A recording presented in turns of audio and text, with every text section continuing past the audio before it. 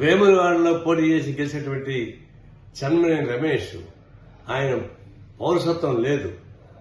ఆయన కేంద్ర ప్రభుత్వాన్ని మోసం చేశాడు, న్యాయ వ్యవస్థను మోసం చేశాడు. పలు దఫాలుగా ఎమ్మెల్యేగా ఎన్నికయ్యాడు. ఎమ్మెల్యేగా ఎన్నికైన తర్వాత అనేక ప్రకారాల లబ్ధి పొందాడు. ప్రభుత్వ వేతనంతో పాటు ఆయన పలుకుబడి ఉపయోగించుకొని కోట్లాది రూపాయల వ్యాపారం చేసుకున్నాడు. చివరికి ఆయన నువ్వు పౌరుడు కాదని చెప్పేసి కోర్టు తేల్చేసింది.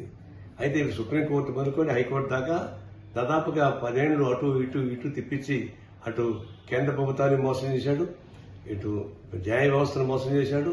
చివరికి ఆయన పౌరుడు కాడని తేలింది. ఎవరైతే కేసు వేశారో పేరు శ్రీనివాస్, ఆయనకు కోర్టు ఖర్చుల కింద 25 లక్షలు కట్టించమని చెప్పి కోర్టు చెప్పింది. దీన్ని బట్టి కోర్టు ఖర్చుల కోసం ఇప్పించినటువంటి కోర్టే ఇప్పుడు నేను కోరేది ఏంటంటే, ఆయన న్యాయ వ్యవస్థను మోసం చేశాడు, కేంద్ర ప్రభుత్వాన్ని మోసం చేశాడు. ఈ దేశ పౌరుడు కాదు, విదేశీ పౌరుడు. అలాంటి వాడు మోసం చేస్తే అతని దగ్గర నుంచి ఈ ఎమ్మెల్యేగా ఉండగా ఏం అనుభవించాడో, ప్రభుత్వం చేసి ఎంత జీతాలు పొందాడో అది మొత్తం తిరిగి వెనక్కి ఇవ్వాలా. అదే సందర్భంలో ఆయన ఎమ్మెల్యే పదవిని ఉపయోగించుకొని అనేక కోట్ల రూపాయల లావాదేవీలు పొందాడు. ఇవన్నిటికీ ఆయన పనిష్మెంట్ గా శిక్ష పడాలా.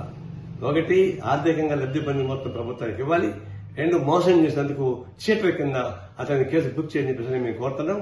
అవసరమైతే న్యాయస్థానం కూడా మేము ఆశ్రయిస్తాం.